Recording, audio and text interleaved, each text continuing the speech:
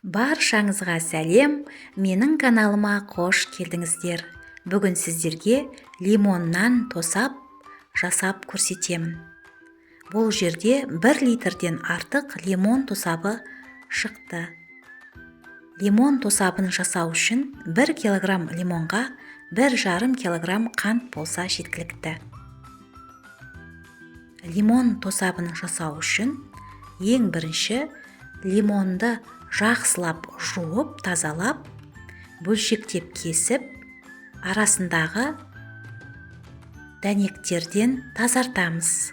Себебі лимон дәнегі ащы дәм береді.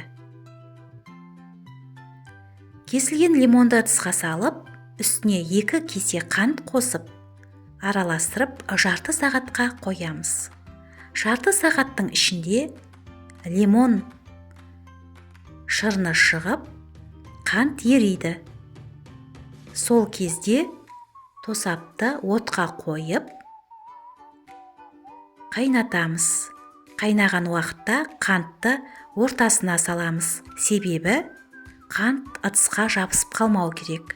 Осылай сала отырып, қант еріген кезде 10-15 минут қана қайнатып, отты сөндіріп тастаймыз. Лимон тез әрі жылдам дайын болады. Лимон тосабы қыстың күні суыққа, тұмауға және иммунитетті нығайтуға жақсы пайдасы бар. Лимон тосабын дайындап көрсеңіздер болады.